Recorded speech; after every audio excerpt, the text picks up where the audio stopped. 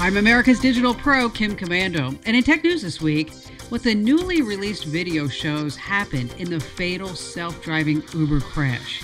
Plus, the Facebook crisis. Why even deleting your Facebook account won't keep Facebook and its advertisers from tracking you. And you may think that USBs are outdated tech toys. Well, don't count them out yet. I'm going to be sharing some unusual ways that you can use your USB drives.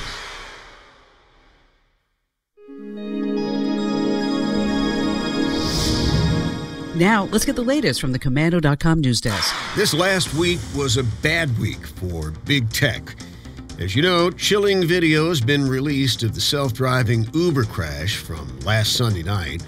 It killed a 49-year-old woman from Arizona in the suburb of Tempe, not far from Arizona State University.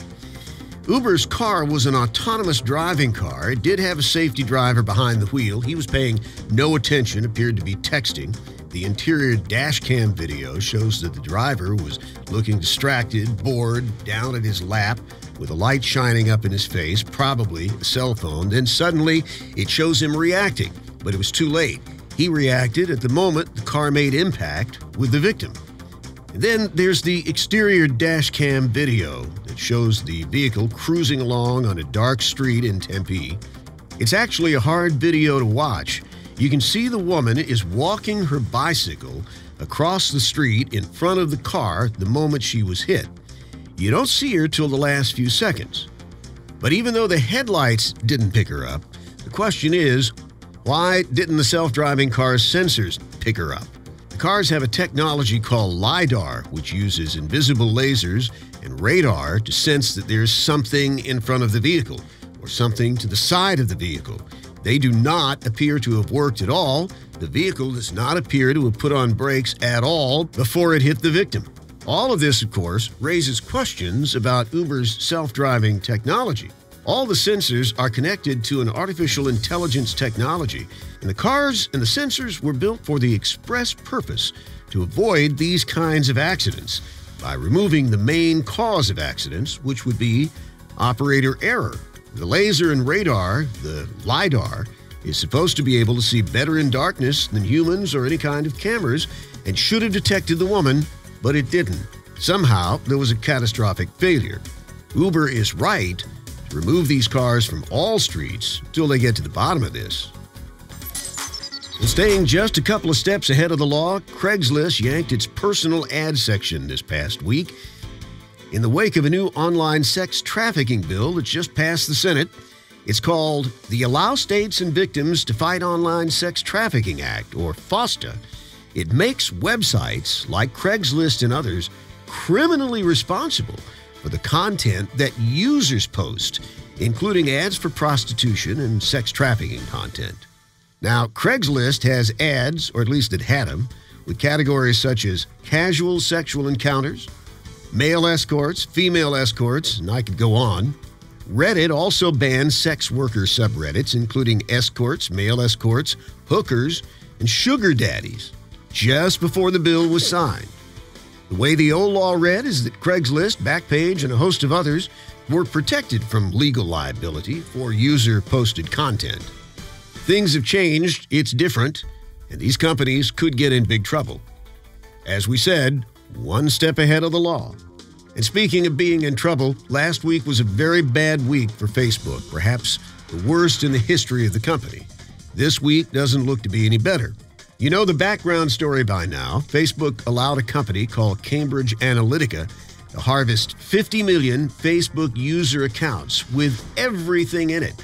After administering a phony personality test, Cambridge Analytica was able to get all kinds of information: religious affiliation, marriage, relationship status, where you work, how old you are, what you like, what you don't like, who's your boss, you name it, they gathered it. For his part, Zuckerberg, the founder of Facebook, hasn't come right out and apologized. He said, yeah, we made mistakes, and we're going to try to do better. Of course, Mark Zuckerberg started 2018 with a promise to fix Facebook. He also ended 2017 with a promise to fix Facebook. Somewhere in the middle of 2017, he promised to fix Facebook. Still, phony news, violent beatings, and now this scandal with Cambridge Analytica. has all taken place. We have a basic responsibility to protect people's data. And if we can't do that, then we don't deserve to have the opportunity to serve people. Right you are, Mark Zuckerberg. This week on the Komando On Demand podcast, Kim takes you to a place that not many people dare to go. It's the dark web, and a story where there's good, bad, and downright evil. How $50 million project is bringing drug traffickers to justice, and much, much more. This is a two-part series, and they're both free on the Komando On Demand podcast. It's on the Komando app or on your favorite podcast player by searching Komando. Okay, continuing with the endless theme of your data's been compromised again. Travel site Orbitz has been hacked. More than 800,000 registered users affected. The hackers were able to get, of course, personal and banking data. What else are they after?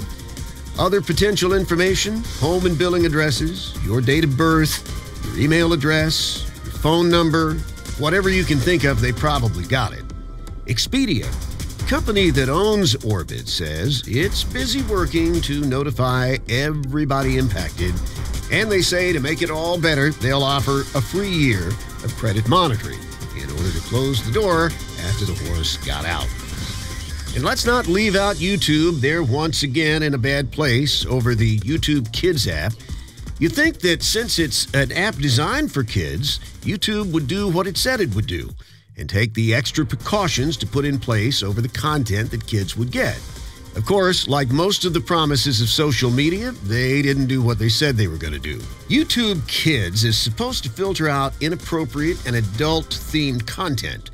In fact, the whole thing's marketed as a world of learning and fun for your kids. Just one teeny problem.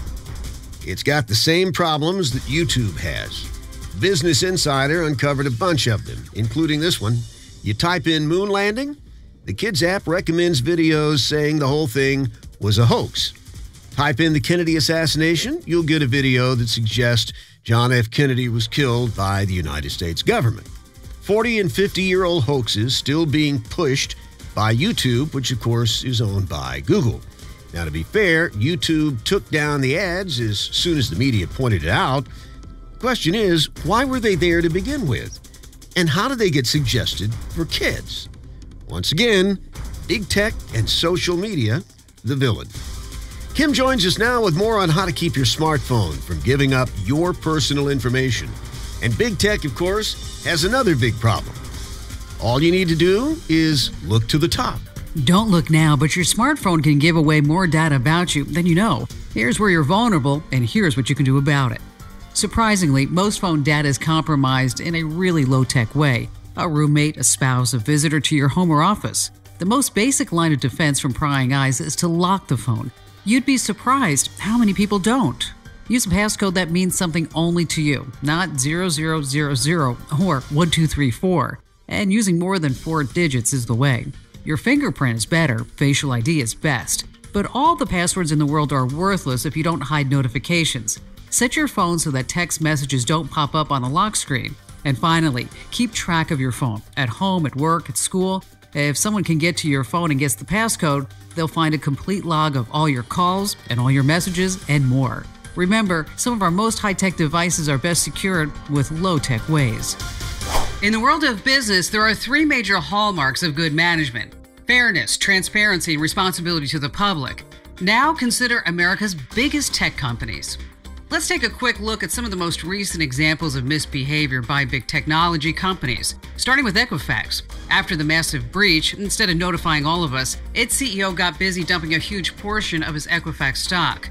Meanwhile, the YouTube Kids app has been busy recommending fake and outlandish conspiracy theory videos, like those proclaiming that President Kennedy was killed by the U.S. government and that the moon landing was fake. And now there's Facebook, which has actually failed on multiple levels of trust for years, allowing terrorists and racists to have a platform, and now illegally allowing the data of 50 million users to be hijacked by a political consulting firm. It comes down to this: big tech, bad management. Tech News 24/7 at news.komando.com. And now more stories making headlines at news.komando.com. In America, we work a 40-hour week. At least that's the standard work week, and a lot of people think it's too long. But let's go to the Far East to our friends in South Korea. The South Koreans work long hours, 2,739 hours a year. I'll tell you what that comes out to weekly in a moment.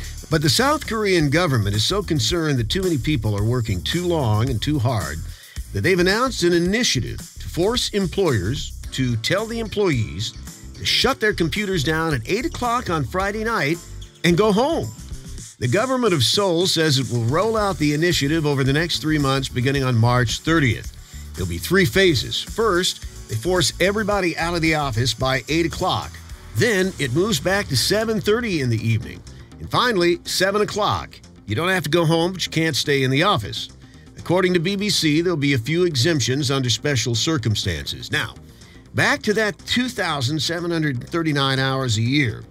South Korea passed a law to cut down the maximum weekly working hours. Remember, ours is considered 40 in the United States. Theirs was 68 hours a week. They've cut it back to 52. And they still have to force everybody to go home. Bottom line, the chairs still spin, it's just much later in the day. Still ahead, when was the last time you used a USB drive? Remember those? They may seem outdated thanks to the cloud, but Kim has some unusual and very useful ways that you can still put these things to work. Remember when USB drives were so popular? They used to be cool. You could get them in any color or shape, like fun characters and rubber bracelets, even parts of a pen. USB drives were great for transferring files or keeping them with you on the go. But with the internet, and now everything heading right to the cloud, you may think they're not very useful anymore. But don't count them out just yet, because for starters, you can use a USB to run your own Google Chrome on other computers. Google Chrome Portable is a version of Chrome that lives on a flash drive, complete with all of your personal settings. This way, when you're using a computer that's not yours, you just pop the thumb drive in. It's especially helpful if you travel a lot and use the internet, cafes, or hotel business centers. You can also use a USB as a key to lock and unlock your Windows computer. You just download a little program called Predator. Once it's set up, the computer will only work when the USB is plugged in. When you remove the drive, the PC goes dark and the keyboard and mouse, they're locked. If you think that your computer has a virus, you could use a USB drive to scan and remove the offending software. Portable apps offer several virus-detecting programs. Just install them on your USB drive, plug it into your computer to scan, and remove any virus. Now, this is really techy, but I know you can do it. Use a USB drive to create a Windows recovery drive. Now, you don't want to wait until your Windows PC has a total meltdown. Back up your system files on a flash drive so you can reinstall Windows if necessary. I have more ways to use a USB drive, and of course you're going to find all the links to these great programs in my USA Today column this week. You should definitely check it out over at Komando.com in the read section. And if you ever have a tech question, drop me an email. Just head over to Komando.com, and then you want to click the Ask Kim button at the very top left of the screen. You're up to date, and I'm America's Digital Pro, Kim Komando. Hey, thanks for listening. And by the way, so many people have asked me, this is not the Kim Komando Show radio show podcast. To find my show nearest you, head over to Komando.com/radio. And if you want to watch or listen to my show anytime on your schedule, go behind the scenes, watch the show being recorded, use our message boards, be part of the community, head over to GetKim.com. Once again, that's GetKim.com, and I'll see you next time.